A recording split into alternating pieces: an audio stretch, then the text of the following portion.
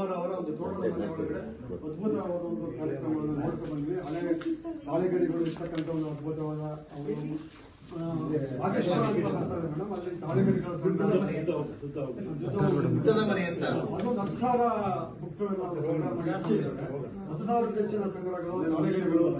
ಮತ್ತೆ ಒಂದು ಕಾಡಲ್ಲಿ ಒಂದು 16 ಎಕರೆ ತೋಟದಲ್ಲಿ ಬೀಡಿ ಕುಮಾರ್ ಅಂತ ಹೇಳಿ ಮೊನ್ನೆ ತಾನೇ ಅವರು ಒಂದು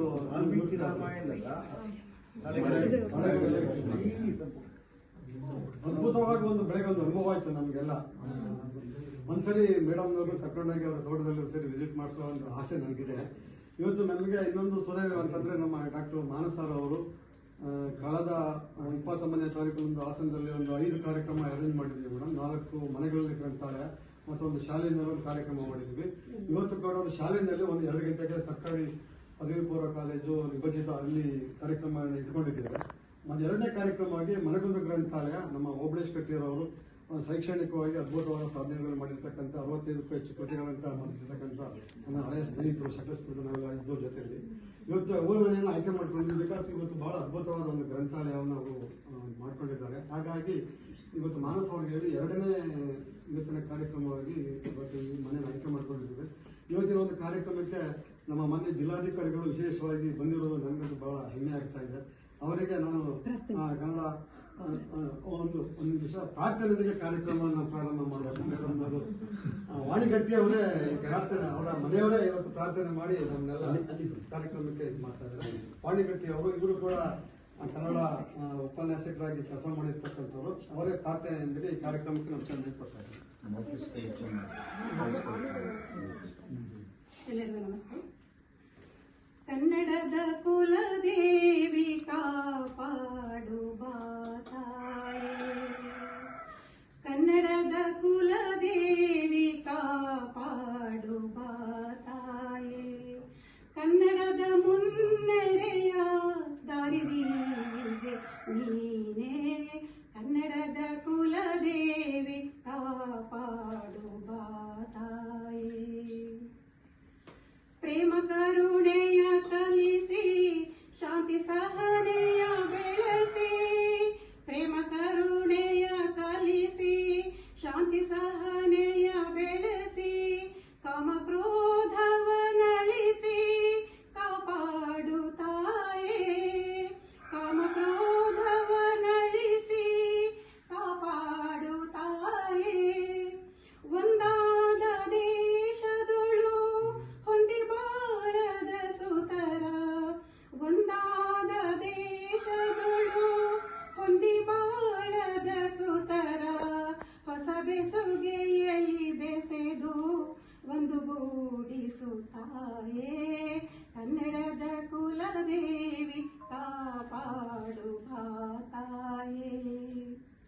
ಯಾವೆಣ್ಣೆಯಾದರೂ ಉರಿಯುವುದೇ ಗುರಿ ಎಂಬ ತತ್ವವನ್ನು ನೀನೆತ್ತಿ ಕಾಪಾಡು ತಾಯೇ, ಯಾವೆಣ್ಣೆಯಾದರೂ ಉರಿಯುವುದೇ ಗುರಿ ಎಂಬ ತತ್ವವನ್ನು ನೀನೆತ್ತಿ ಕಾಪಾಡು ತಾಯೇ. ಎದೆಯಾಂತರಾಳದಲ್ಲಿ ಪುಟಿವ ಕಾರಂಜಿಯಲಿ, ಎದೆಯಾಂತರಾಳದಲ್ಲಿ ಪುಟಿವ ಕಾರಂಜಿಯಲಿ ಒಂದಾಗಿ ಕೂಗಲಿ ಕನ್ನಡ ಕನ್ನಡ, ಕನ್ನಡದ ಕುಲದೇವಿ ಕಾಪಾಡುವ ತಾಯಿ. ಧರ್ಮಪೂರ್ತಿ ಕೂಡ ಒಳ್ಳೆ ಗಾಯಕಿ ಅನ್ನೋದು ಕೂಡ ಇವತ್ತು ನಮ್ಮೆಲ್ಲರಿಗೂ ಸಾಬೀತು ಮಾಡಿದ್ರಿ ಮೇಡಮ್. ಧನ್ಯವಾದಗಳು. ಮಾನ್ಯರೇ, ಇವತ್ತು ವಿಶೇಷವಾದ ಕಾರ್ಯಕ್ರಮ ಇವತ್ತು ಓಬಳೇಶ್ ಗಟ್ಟಿ ಅವರ ಮನೆಯಲ್ಲಿ ನಡೀತಾ ಇದೆ. ಇವತ್ತಿನ ಒಂದು ಕಾರ್ಯಕ್ರಮದಲ್ಲಿ ನಮ್ಮ ಕನ್ನಡ ಪುಸ್ತಕ ಪ್ರಾಧಿಕಾರದ ಅಧ್ಯಕ್ಷರಾಗಿರ್ತಕ್ಕಂತಹ ಮತ್ತು ಸಾಹಿತಿಗಳು ಆಗಿರ್ತಕ್ಕಂಥ ಡಾಕ್ಟರ್ ಮಾನಸರ್ ಅವರು ನಮ್ಮ ಕಾರ್ಯಕ್ರಮಕ್ಕೆ ಆಗಮಿಸಿದ್ದಾರೆ. ಅವರಿಗೆ ನಾನು ನಮ್ಮ ಓಬಳೇಶ್ ಗಟ್ಟಿ ಅವರ ಒಂದು ನಮ್ಮ ಹಾಸನದ ಮನಗುಂದ ಗ್ರಂಥ ಅನುಷ್ಠಾನ ಸಮಿತಿಯ ಪರವಾಗಿ ಅವರಿಗೆ ನಾನು ಸ್ವಾಗತವನ್ನು ಬಯಸ್ತಾ ಇದ್ದೀನಿ. ಇವತ್ತಿನ ಕಾರ್ಯಕ್ರಮಕ್ಕೆ ಮೊನ್ನೆ ಜಿಲ್ಲಾಧಿಕಾರಿಗಳೇ ಖುದ್ದು ಆಸಕ್ತಿಯಿಂದ ಬಂದಿರೋದು ನಮಗೆಲ್ಲ ಬಹಳ ಖುಷಿ ತಂದಂಥ ವಿಚಾರ. ಶ್ರೀಮತಿ ಲತಾಕುಮಾರಿ ಮೇಡಮ್ ಅವರು ಕೂಡ ನಾನು ಗ್ರಂಥಾಲಯ ಅನುಷ್ಠಾನ ಸಮಿತಿ ಪರವಾಗಿ ನಾನು ಸ್ವಾಗತವನ್ನು ಬಯಸ್ತಾ ಇದ್ದೇನೆ. ನಮ್ಮ ಡಾಕ್ಟರ್ ಕುಶಾಲ್ ಬರ್ಗೂರು ಅಂತಂದ್ರೆ ಇನ್ನೊಂದು ಬರ್ಗೂರು ರಾಮಚಂದ್ರಪ್ಪನ ಹೆಸರು ಕೂಡ ಬರ್ತದೆ. ಇದು ಬರ್ಗೂರು ಅಂತಂದ್ರೆ ಅರ್ಕಲಗೌಡರ ದಾರಿಯಲ್ಲಿ ಸಿಕ್ಕಂಥ ಬರ್ಗೂರು. ಅಲ್ಲಿಯ ಕುಶಾಲ್ ಬರ್ಗೂರು ಅವರು ಇಲ್ಲೇ ಹೇಮಾ ಗಂಗೋತ್ರಿನಲ್ಲಿ ಕನ್ನಡ ಪ್ರಾಧ್ಯಾಪಕರಾಗಿ ಈಗ ವಿಜಯಪುರದಲ್ಲಿ ಕನ್ನಡ ಅಧ್ಯಾಪಕರಾಗಿ ಯೂನಿವರ್ಸಿಟಿ ಕೆಲಸ ಮಾಡ್ತಾ ಇದ್ದಾರೆ. ಅವರು ಪ್ರಾಧಿಕಾರದ ಸದಸ್ಯರಾಗಿ ಅವರ ಕನಸಿನ ಇದು ನನ್ನ ಜಿಲ್ಲೆಯಲ್ಲಿ ಬಹಳ ಚೆನ್ನಾಗಿ ಕಾರ್ಯಕ್ರಮ ಯಶಸ್ವಿ ಆಗಬೇಕು ಅಂತ ಬಹಳ ಕಲ್ಪನೆ ಕಟ್ಕೊಂಡು ಅವರು ಈ ಕಾರ್ಯಕ್ರಮವನ್ನು ಆಧುನಿಕ ಕಾರ್ಯಕ್ರಮ ತಂದಿದ್ದಾರೆ. ಅವ್ರಿಗೂ ಕೂಡ ನಾನು ಈ ಸಂದರ್ಭದಲ್ಲಿ ಮನೆಗೊಂದು ಗ್ರಂಥ ಅನುಷ್ಠಾನ ಸಮಾರಂಭದ ಪರವಾಗಿ ಅವರಿಗೆ ಸ್ವಾಗತವನ್ನು ಬಯಸ್ತಾ ಇವತ್ತಿನ ಕಾರ್ಯಕ್ರಮದಲ್ಲಿ ಓಬಳೇಶ್ ಗಟ್ಟಿ ಅವರು ಇವತ್ತು ಅವ್ರದ್ದೇ ಪ್ರಾಯೋಜನೆ, ಅವ್ರ ಮನೆಗೆ ಬಂದು ಅವರಿಗೆ ಗೌರವ ಸಲ್ಲಿಸಿ ಈ ಕಾರ್ಯಕ್ರಮಕ್ಕೆ ನಾವು ಏನಾದರೂ ನಮ್ಮ ಮಾನಸ ಸರ್ ಅವರು ಅದರ ಒಂದು ರೂಪರೇಷೆ ಬಗ್ಗೆ ಹೇಳ್ತಾರೆ. ನಮ್ಗೆ ಇಲ್ಲೊಂದು ಕಾರ್ಯಕ್ರಮಕ್ಕೆ ಅವಕಾಶ ಮಾಡಿಕೊಟ್ಟಂತ ಓಬಳೇಶ್ ಗಟ್ಟಿ ಅವರು ಶೈಕ್ಷಣಿಕವಾಗಿ ಅತ್ಯಂತ ಸಾಧನೆ ಮಾಡಿರ್ತಕ್ಕಂಥವ್ರು. ಮೊನ್ನೆ ಅವರೊಂದು ಸಂದರ್ಶನ ನಾನೇ ಒಂದು ಟಿವಿಗೆ ಮಾಡುವಂಥ ಸಂದರ್ಭದಲ್ಲಿ ಅದ್ಭುತವಾದ ಅವ್ರದ್ದು ಸಾಧನೆಗಳಿದ್ದೇವೆ. ಅದನ್ನು ಒಂದು 4 ಎಪಿಸೋಡ್ ಅಷ್ಟೇ ಮಾಡಿದ್ದೇವೆ. ಅದ್ಭುತವಾದ ಒಂದು ಪ್ರತಿಭೆ ನಮ್ಮ ಓಬಳೇಶ್ ಗಟ್ಟಿ ಅವರು. ನಮ್ಮ ಹಾಸನ ಜಿಲ್ಲೆಯಲ್ಲೇ ಬೇರೆ ಜಿಲ್ಲೆಯವರಾದರೂ ಕೂಡ ಹಾಸನ ಜಿಲ್ಲೆಯಲ್ಲಿ ನೆಲೆಯಾಗಿ ಇವತ್ತು ನಮಗೆ ಒಂದು ಗಟ್ಟಿತನವನ್ನು ಕಟ್ಕೊಡಿದ್ದಾರೆ. ಓಬಳೇಶ್ ಗಟ್ಟಿ ಅವರು ಕೂಡ ನಾನು ಈ ಸಂದರ್ಭದಲ್ಲಿ ಸ್ವಾಗತವನ್ನು ಬಯಸ್ತಾ ಇದ್ದೇನೆ.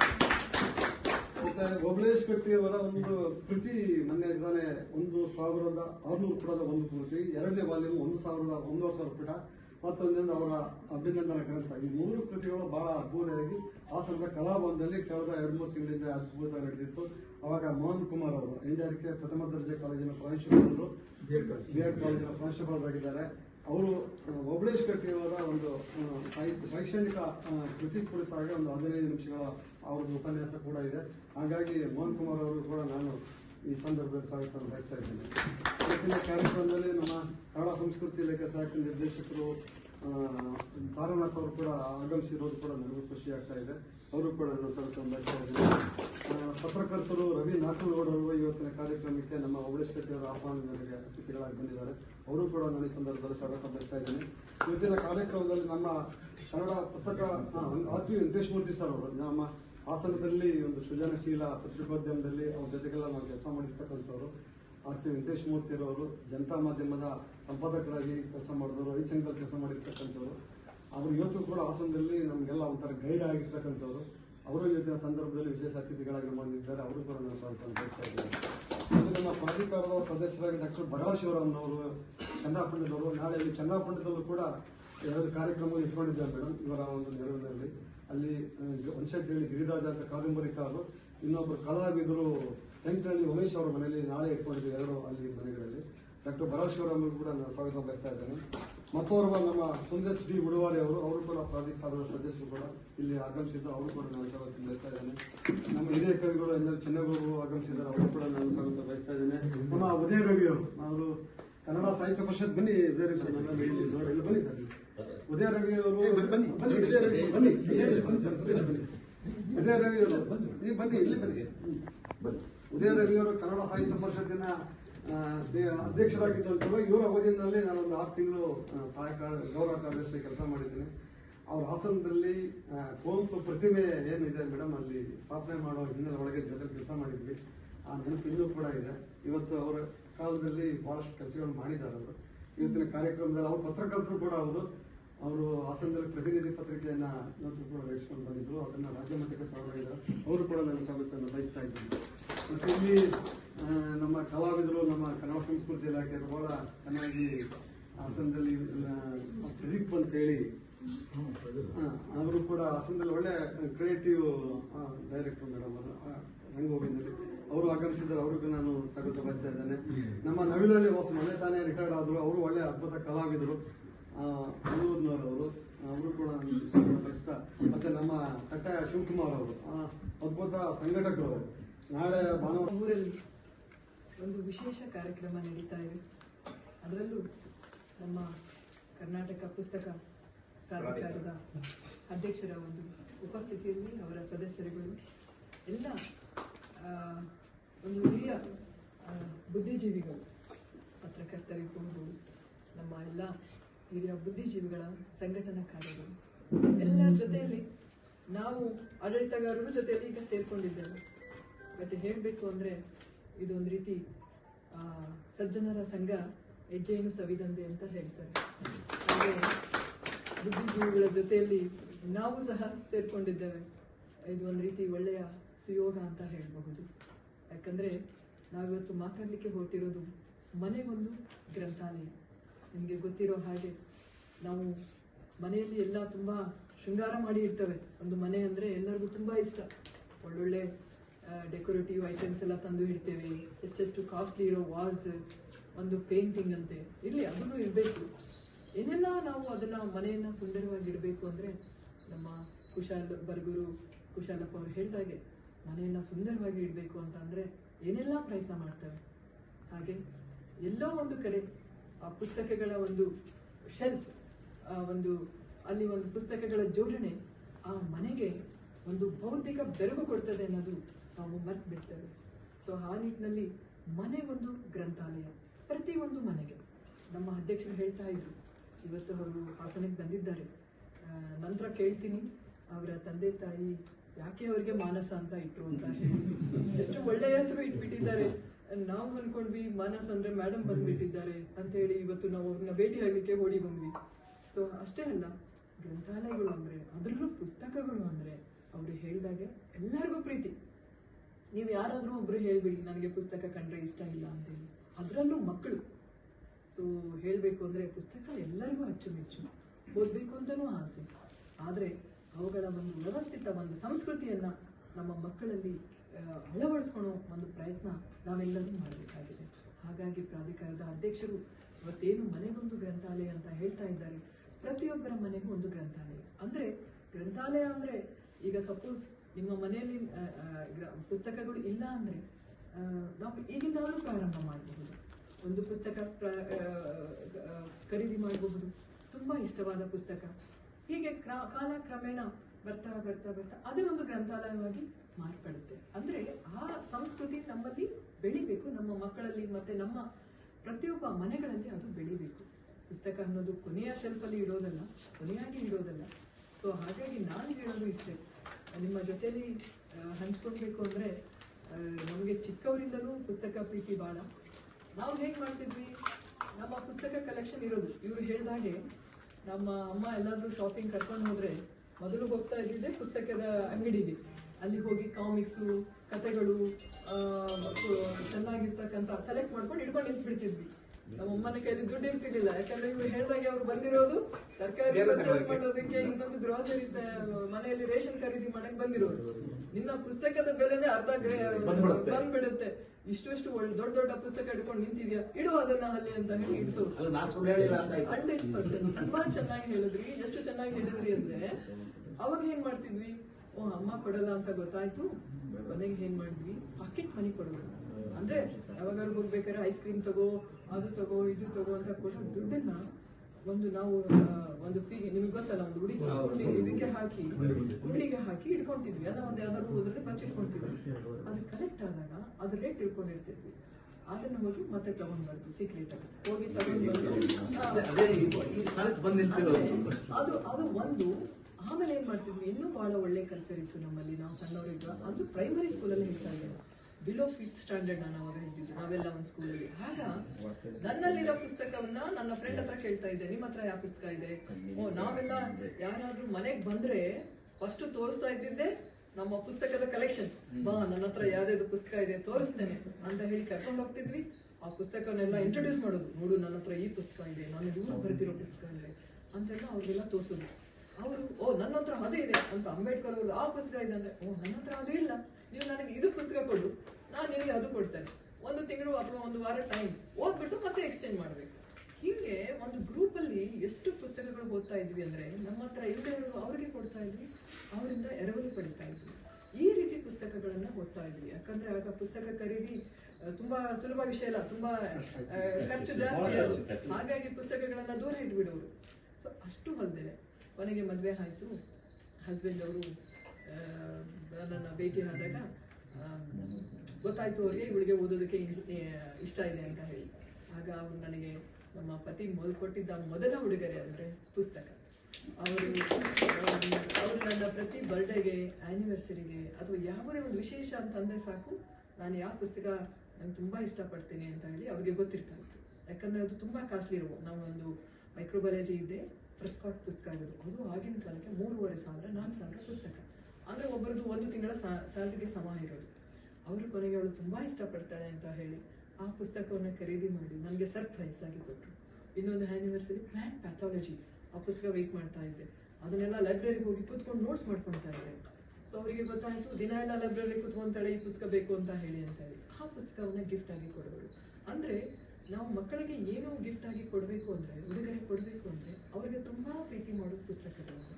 ಹಾಗಾಗಿ ಆ ಸುಸಂಸ್ಕೃತಿಯನ್ನ ಬೆಳೆಸ್ಬೇಕು. ಮತ್ತೆ ಎಷ್ಟು ಚೆನ್ನಾಗಿ ಹೇಳಿದ್ರು, ಮನೆಯ ಅಂಗಳದಲ್ಲಿ ತಿಂಗಳ ಪುಸ್ತಕ, ನಾವು ಓದಿರೋ ಒಂದು ಪುಸ್ತಕವನ್ನ ವಿಮರ್ಶೆ ಮಾಡೋದು ಅಥವಾ ನಮ್ಮ ಅನಿಸಿಕೆ ಏನಂತ ಹೇಳೋದು. ಸೊ ಈ ರೀತಿಯಾಗಿ ಪುಸ್ತಕ ಓದುವುದು ಮತ್ತೆ ಅವುಗಳನ್ನ ಸಂಗ್ರಹಿಸುವುದು ಅದೊಂದು ಸುಸಂಸ್ಕೃತಿಯ ನಮ್ಮ ಮಾನವ ಜೀವನದ ಒಂದು ಭಾಗ. ಪುಸ್ತಕಗಳಿಲ್ಲದೆ ಮಾನವನ ನಾಗರಿಕತೆ ಅಪೂರ್ಣ ಅನಿಸುತ್ತೆ. ಯಾಕಂದ್ರೆ ನಾಗರಿಕತೆ ಒಂದು ಒಳ್ಳೆಯ ಒಂದು ದಿಕ್ಕನ್ನ ಪಡೆದಿದ್ದೇ ಈ ಪುಸ್ತಕಗಳ ಪರಿಚಯದಿಂದ. ಯಾಕಂದ್ರೆ ಎಲ್ಲರಿಗೂ ಜ್ಞಾನ ಅರ್ಜನೆ ಆಗ್ಬೇಕು. ನಾನು ಹೇಳೋದು ಇವತ್ತಿಗೆ ಒಬ್ಬರೇ ಕೇಳಿಸ್ಕೊಬಹುದು, ಆದ್ರೆ ಒಂದು ಬರೆಯೋ ಪುಸ್ತಕ ಸಾವಿರಾರು ಜನಕ್ಕೆ ಮುಟ್ಟುತ್ತೆ, ಅದನ್ನ ಓದುವುದು. ಹಾಗಾಗಿ ನಾನು ಹೇಳೋದು, ನೀವೆಲ್ಲ ದೊಡ್ಡ ದೊಡ್ಡ ಮನೆಗಳನ್ನ ಇಟ್ಟು ದೊಡ್ಡ ದೊಡ್ಡ ಪುಸ್ತಕ ಗ್ರಂಥಾಲಯಗಳನ್ನ ಇಟ್ಕೊಂಡಿದ್ದೀರಾ, ಆದ್ರೆ ಈವನ್ ಸಣ್ಣ ಮನೆಯಲ್ಲೂ ಸಹ ಒಂದು ಸಣ್ಣ ಶೆಲ್ಫ್ ಅಲ್ಲಿ ಅವರು ಪ್ರಾರಂಭ ಮಾಡ್ಬೇಕು. ಹಾಗಾಗಿ ಪ್ರತಿಯೊಂದು ನಮ್ಮ ಹಾಸನ ಜಿಲ್ಲೆಯಲ್ಲಿ ನಮ್ಮ ಕುಶಲಪ್ಪ ಅವರು ಹೇಳ್ತಾ ಇದ್ರು, ಮತ್ತೆ ಅನಂತರಾಜ್ ಅವರು ಅವರು ನಮ್ಮ ಎಲ್ಲರಿಗೂ ಸಂಚಲನ ಉಂಟು ಮಾಡಿದ್ದಾರೆ. ಅದು ಒಪ್ಪಗೊಳ್ಳುವುದರ ಮೂಲಕ ಅವರು ಬಹಳ ಸ್ಟ್ರಿಕ್ಟ್. ಇಲ್ಲ, ತುಂಬಾ ಸಂತೋಷ. ಅವರು ಎಷ್ಟು ಚೆನ್ನಾಗಿ ಅಷ್ಟು ಭಾವನಾತ್ಮಕವಾಗಿ ಹಾಕ್ಬಿಟ್ಟಿದ್ದಾರೆ ಅವರು. ಸೊ ಹಾಗಾಗಿ ಎಲ್ಲ ಸಂಚಲನವನ್ನ ಈಗ ಅವರು ಮೂಡಿಸ್ಲಿಕ್ಕೆ ನಮಗೆ ಒಂದು ಡೈರೆಕ್ಷನ್ ಕೊಟ್ಬಿಟ್ಟಿದ್ದಾರೆ. ಮೇಡಮ್, ನೀವು ಇದನ್ನ ಮಾಡ್ಲೇಬೇಕು ಆಸ್ ಎ ಜಿಲ್ಲಾಧಿಕಾರಿಗಳು. ನಮ್ಗೆ ಗೊತ್ತಿರೋ ಹಾಗೆ ಮೊದಲೇ ಪುಸ್ತಕ ಇಷ್ಟ, ಅದರಲ್ಲೂ ಗ್ರಂಥಾಲಯ ಅಂದ್ರೆ ಮೊದಲೇ ಇಷ್ಟ. ನಾನು ಒಂದು ಕನಸು ಕಂಡಿದ್ದೆ ಚಿಕ್ಕವಳಿದ್ದಾಗ. ನಾನು 5ನೇ ಕ್ಲಾಸ್ ಇರುವಾಗ, ನಾನು ದೊಡ್ಡವಳಾದ್ಮೇಲೆ, ನಾನು ದೊಡ್ಡವಳಾಗ್ತೀನಿ ಅಂತ ಗೊತ್ತಿರ್ಲಿಲ್ಲ ಆಗ. ನಾವು ತಿಳ್ಕೊಂಡಿದ್ವಿ ನಾವು ಹಿಂಗೆ ಇರ್ತೀವಿ ಅಂತ ಹೇಳಿ. ನಾನೊಂದು ಲೈಬ್ರರಿ ಇಟ್ಕೊಂಡಿರ್ತೇನೆ, ಗ್ರಂಥಾಲಯಕ್ಕೆ ನಾನು ಓನರ್ ಇರ್ತೇನೆ. ನಮ್ಮ ಫ್ರೆಂಡ್ಸ್ ಎಲ್ಲ ಬಂದು ನನ್ನ ಹತ್ರ ರಿಕ್ವೆಸ್ಟ್ ಮಾಡ್ಬೇಕು, ನನಗೆ ಒಂದು ಪುಸ್ತಕ ಕೊಡು ಅಂತ ಹೇಳಿ. ಆಗ ನಾನು ಪ್ರೌಡ್ ಆಗಿ ಕೊಡಬೇಕು, ಇದನ್ನ ಓದು ಕೊಡು ಅಂತ ಹೇಳಿ. ಅವಾಗ ನಾನು ಎಲ್ಲರ ಮುಂದೆ ನಾನು ಹೀರೋ. ಸೊ ನಾನು ತುಂಬಾ ಫೇಮಸ್ ಆಗ್ಬಿಡ್ತೇನೆ. ಅವಾಗ ಎಲ್ಲರೂ ನನ್ನ ಹಿಂದಲೇ ಸುತ್ತುತ್ತಾ ಇರ್ತಾರೆ. ಅಂದ್ರೆ ನನ್ನ ಕನಸಿದ್ದೇ ಒಂದು ಲೈಬ್ರರಿಗೆ ಓನರ್ ಆಗ್ಬೇಕು ಅಂತ ಹೇಳಿ. ಇಲ್ಲ, ಇದು ಯಾಕೆಂದ್ರೆ ಇದು ಎಷ್ಟು ಸರಳ ಇದೆ. ಯಾಕಂದ್ರೆ ಪ್ರತಿಯೊಬ್ಬರ ಜೀವನದಲ್ಲೂ ಪುಸ್ತಕಗಳು ತುಂಬಾ ಮುಖ್ಯ ಪಾತ್ರ ವಹಿಸ್ತವೆ. ಒಂದು ನಾನು ಧರ್ಮದ ವಿಚಾರ ಬಂದಾಗ ಹೇಳ್ತೇನೆ. ಧರ್ಮದ ವಿಚಾರ ಬಂದಾಗ ಅವರು ಇದು ಮಾಡಿಲ್ಲ, ಆದ್ರೂ ಹೇಳ್ತೇನೆ. ನಾವು ಪ್ರಶ್ನೆ ಮಾಡ್ತಾ ಇದ್ವಿ, ಯಾಕೆ ಇದು ಹಿಂದೂ ಧರ್ಮ, ಯಾಕೆ ಈ ಧರ್ಮ, ಆ ಧರ್ಮ, ನಾನು ಇದನ್ನು ಅನುಸರಿಸಲ್ಲ.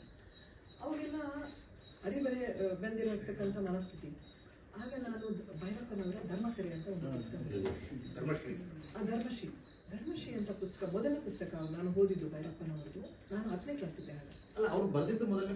ಮೊದಲನೇ ಪುಸ್ತಕ ನಾನು ಅವರ ಪುಸ್ತಕ ಓದಿದ್ದೆ ಮೊದಲು, ಧರ್ಮಶ್ರೀ.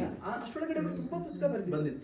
ಅದನ್ನ ಓದಿದ್ಮೇಲೆ ನನಗೆ ಒಂದು ರೀತಿ ಶಾಕ್. ಅಂದ್ರೆ ಒಂದು ಹೊಡೆದು ಹೇಳಿಸ್ತಾರಲ್ಲ ಮಲಗಿರೋರಿಗೆ, ಹಾಗೆ.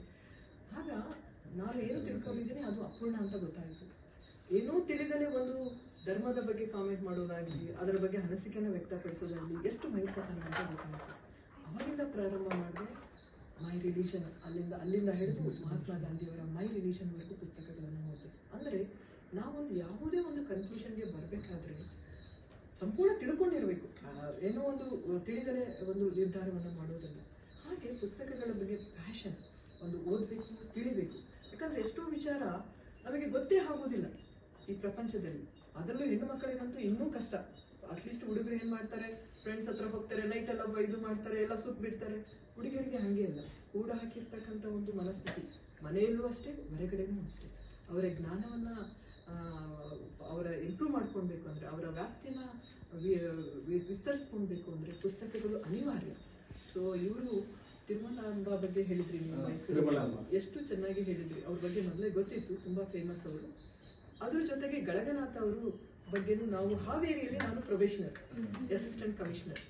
ಅವಾಗ ಗಳಗನಾಥಗೆ ಹೋದೆ, ಅವರ ಊರಿಗೆ ಹೋದೆ. ಅವರ ಹುಟ್ಟಿದ ಊರು, ಅಲ್ಲಿಂದ ಅವರು ಗಳಗನಾಥ ದೇವಸ್ಥಾನ ಇದೆ, ಅಲ್ಲಿ ಒಂದು ವರದಾ ನದಿ ತೀರದಲ್ಲಿ. ನಿಮ್ಗೆ ಯಾವಾಗಾದ್ರೂ ಅವಕಾಶ ಸಿಕ್ಕರೆ ಹೋಗಿ ಬನ್ನಿ.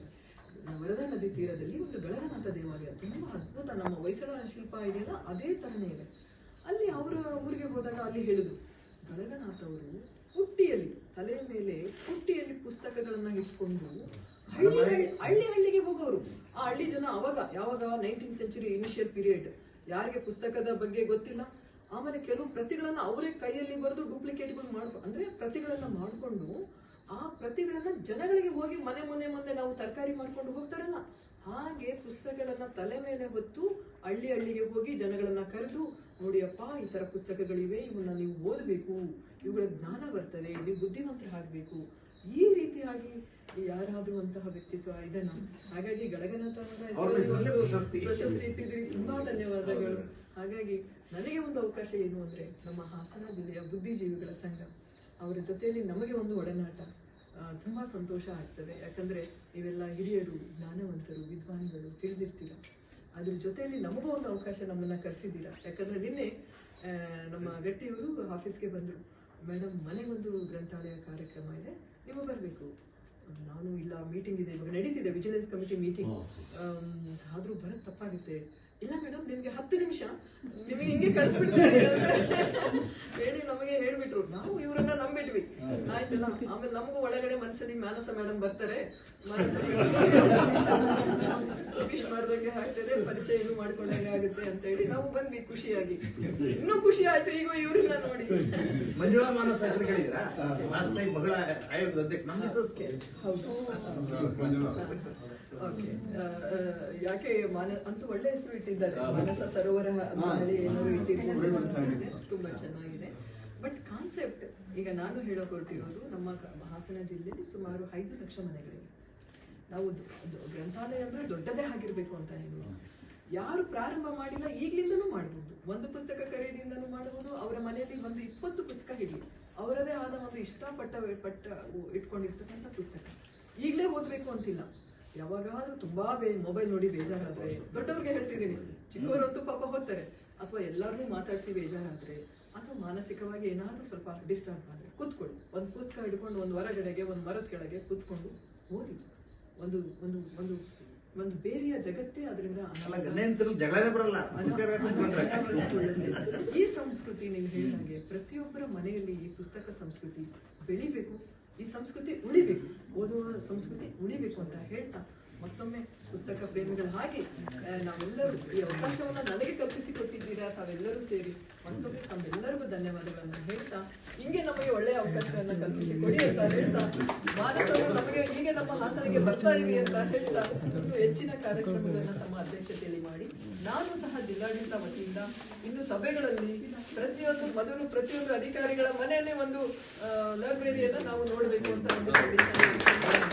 ಆಮೇಲೆ ಶಾಲೆಗಳ ಇವ್ರು ಹೇಳಿದ್ರು, ನಮ್ಮ ಕುಶಲಪ್ಪ ಅವರು ತುಂಬಾ ಚೆನ್ನಾಗಿ ಹೇಳಿದ್ರು. ಆಮೇಲೆ ಶಾಲೆಗಳಲ್ಲಿ ಪ್ರತಿಯೊಂದು ಮಗುಗೆ ಇದನ್ನ ಹೇಳ್ಬಿಟ್ಟು ಪ್ರತಿಯೊಂದು ಅವ್ರ ಮನೆಯಲ್ಲಿ ಒಂದು ಗ್ರಂಥಾಲಯ ಅವ್ರು ಇಟ್ಕೊಂಡಿರ್ಬೇಕು. ಅವರ ಫೇವ್ರೆಟ್ ಕಲೆಕ್ಷನ್ ಬುಕ್ಸ್, ನಾನು 6ನೇ ಕ್ಲಾಸಲ್ಲಿ 5ನೇ ಕ್ಲಾಸಲ್ಲಿ ಕಲೆಕ್ಟ್ ಮಾಡಿರೋ ಬುಕ್ಸ್ಗಳು ಇನ್ನೂ ಇದೆ ನನ್ನ ಹತ್ರ. ನಮ್ಮ ಅಮ್ಮ ತುಂಬಾ ಚೆನ್ನಾಗಿಟ್ಟಿದ್ದಾರೆ ನನ್ನ ಕಾಮಿಕ್ಸ್ ಎಲ್ಲ, ನನ್ನ ಪುಸ್ತಕ ಸಂಗ್ರಹಗಳನ್ನ. ಬಟ್ ಏನಾಗ್ತದೆ, ನಮಗೆ ಟ್ರಾನ್ಸ್ಫರ್ ಆಗ್ತಾ ಇರುವಾಗ ಒಂದು ಲಾರಿ ಲೋಡ್ ಪುಸ್ತಕಗಳು ನಾವು ಟ್ರಾನ್ಸ್ಫರ್ ಮಾಡೋದೇ ತುಂಬಾ ಕಷ್ಟ. ಕೊನೆಗೆ ಏನ್ ಮಾಡಿದ್ವಿ, ಯಾರ್ಯಾರಿಗೆ ಬೇಕೋ ಅವ್ರಿಗೆಲ್ಲ ಹಂಚಿದ್ದೂ ಇದೆ, ಸಿಕ್ಕಿದ್ದವ್ರಿಗೆಲ್ಲ ಪುಸ್ತಕ ಪ್ರೇಮಿಗಳಿಗೆ, ಆಮೇಲೆ ಕೆಲವಿಗೆಲ್ಲ ಲೈಬ್ರರಿಗೆ ಡೊನೇಷನ್ ಮಾಡಿದ್ದೂ ಇದೆ. ಅದೊಂದು ರೀತಿ ಏನಾಗ್ತದೆ, ಲಗೇಜ್ ತರ, ಅಂದ್ರೆ luggage in the sense transfer ಆಗಿ ಎಲ್ಲ ಕಡೆ ಹೊರಡ್ತಾ ಇರೋರಿಗೆ ಎಲ್ಲರಿಗೂ ನಿಮ್ ತರನೇ ಇಷ್ಟು ಒಳ್ಳೆಯ ಒಂದು ವಾತಾವರಣ ಇರೋದಿಲ್ಲ. ಆದಾಗ್ಯೂ ನಾನು ಹೇಳೋದು, ಪ್ರತಿಯೊಬ್ರು ಅವರು ಬಾಡಿಗೆ ಮನೆಯಲ್ಲಿರ್ಲಿ, ಚಿಕ್ಕ ಮನೆಯಲ್ಲಿರ್ಲಿ, ಪುಟ್ಟ ಮನೆಯಲ್ಲಿ ಇರ್ಲಿ, ಎಲ್ಲೇ ಇರ್ಲಿ, ಅವರ ಒಂದು ಕಲೆಕ್ಷನ್, ಅವರ ಒಂದು ಪುಟ್ಟ ಲೈಬ್ರರಿ ಇರಬೇಕು. ಆ ನಿಟ್ಟಿನಲ್ಲಿ ನಾವು ಕ್ರಮ ವಹಿಸ್ತೀವಿ ಅಂತ ಹೇಳಿ ನಮ್ಮ ಅಧ್ಯಕ್ಷರಿಗೆ ನಮ್ಮ ಒಂದು ಭರವಸೆಯನ್ನ ನೀಡ್ತಾ, ಅವರ ಮಾರ್ಗದರ್ಶನದಲ್ಲಿ ಖಂಡಿತವಾಗಿ ನಮ್ಮ ಜಿಲ್ಲೆಯನ್ನ, ಮತ್ತೆ ನಮ್ಮ ಇವರು ಹೇಳ್ತಾ ಇದ್ರು, ವೆಂಕಟೇಶ್ ಮೂರ್ತಿ ಅವರು ಎಷ್ಟು ಚೆನ್ನಾಗಿ ಹೇಳಿದ್ರು ಅಂದ್ರೆ, ನಾವು ಪುಸ್ತಕದ ಜೊತೆಗೆ ಇನ್ನೊಂದು ನಮ್ಮ ಬಹಳ ಹುಚ್ಚು ಅಂದ್ರೆ ಗಿಡಗಳನ್ನ ನೆಡುವುದು. ಆಯ್ತಾ, 20,000 ನಾನು ನನ್ನ ಹೊಗಳಿಕೆಗೆ ಅಲ್ಲ, 23ರಲ್ಲಿ ನಾನು ಇಡೀ ಕ್ರೈಸಿದ್ದೆ. ಆಗ 1 ಲಕ್ಷ ಗಿಡಗಳನ್ನ ಪ್ರತಿ ಶಾಲೆಯಲ್ಲಿ ನಾನು ಟಾರ್ಗೆಟ್ ಕೊಟ್ಟು 5,000 ಗಿಡ ಅಂತ ಹೇಳಿ 900 ಶಾಲೆಯಲ್ಲಿ ಮಾಡಿ 1.5 ಲಕ್ಷ ಗಿಡಗಳನ್ನ ಮರದ ಗಿಡಗಳು, ನಾಟ್ ಸಣ್ಣ ಪುಟ್ಟ ಗಿಡಗಳನ್ನ ಅವುಗಳನ್ನ ನಡೆಸಿದ್ವಿ. ಅದು ಒಂದು ಆಂದೋಲನದ ಮಾದರಿಯಲ್ಲಿ ಆಯ್ತು. ನಂತರ ನಮ್ಮ ಇಡೀ ಕ್ರೈಸ್ ಪ್ರಶಸ್ತಿ ಸಿಕ್ತು, ನಾನು ಈ ಕಡೆ ಟ್ರಾನ್ಸ್ಫರ್ ಆಗಿದ್ದೆ. ಆಮೇಲೆ ನಮ್ಮ ಅರ್ಬನ್ ಬೆಂಗಳೂರು ಇದ್ದಾಗ 5 ಲಕ್ಷ ಟಾರ್ಗೆಟ್ ಕೊಟ್ಟೆ, CO ಇರಬೇಕಾದ್ರೆ. ತುಂಬಾ ಸಕ್ಸಸ್ಫುಲ್ ಆಯ್ತು, ತುಂಬಾ ಚೆನ್ನಾಗಿ ರೆಸ್ಪಾನ್ಸ್ ಬಂತು. ಇಲ್ಲೂ ನಮ್ಮ ಹಾಸನದಲ್ಲಿ ಸಹ ನಾವೀಗ 5 ಲಕ್ಷ ಸಸ್ಯಗಳನ್ನ ನೆಡಬೇಕು ಅಂತ ಪ್ರಾರಂಭ ಮಾಡಿದ್ದೇವೆ. ಈಗ ಅದು ಹೋಗಿ 8 ಲಕ್ಷ ಆಗಿದೆ ಈಗ ಎಲ್ಲರೂ ಸೇರ್ಕೊಂಡು. ಈಗ ನಮ್ಮ ವೆಂಕಟೇಶ್ ಮೂರ್ತಿ ಅವರು ಹೇಳ್ತಾ ಇದ್ರು, ಅವರು 1,000 ಗಿಡಗಳನ್ನ ಪಾರ್ಕ್ ಅಲ್ಲಿ ಗಾರ್ಡನ್ ಅಲ್ಲಿ ಅವರು ನೆಡ್ತಾ ಇದ್ದಾರೆ. ಸೊ ಹಾಗಾಗಿ ಅವ್ರಿಗೂ ಸಹ ನಾನು ಅಭಿನಂದನೆಗಳನ್ನ ಧನ್ಯವಾದಗಳನ್ನ ಅರ್ಪಿಸ್ಲಿಕ್ಕೆ ಇಷ್ಟಪಡ್ತೇನೆ. ಈ ಪುಸ್ತಕದ ಕಲ್ಚರ್ ಜೊತೆಲಿ ಗಿಡ ನೆಡುವ ಕಲ್ಚರ್ ಅನ್ನು ಸಹ ಜೊತೆಯಲ್ಲಿ ಬೆಳೆಸ್ಕೊಂಡು ಎರಡನ್ನೂ ಸಹ ಸೈಮಲ್ಟೇನಿಯಸ್ಲಿ ಪರಿಸರ ಮತ್ತೆ ಅದು ಪ್ರಕೃತಿಗೆ, ಪುಸ್ತಕಗಳು ಮನುಷ್ಯನ ಜೀವನಕ್ಕೆ ಅಂತ ಹೇಳಿ ಎರಡನ್ನೂ ನಾವು ಜೊತೆಯಲ್ಲಿ ತೆಗೆದುಕೊಂಡು ಹೋಗೋಣ ಅಂತ ಹೇಳ್ತಾ ಮತ್ತೊಮ್ಮೆ ತಮ್ಮೆಲ್ಲರಿಗೂ ಧನ್ಯವಾದ ಅದರೊಂದಿಗೆ ಹೋಗೋಣ ಅಂತ.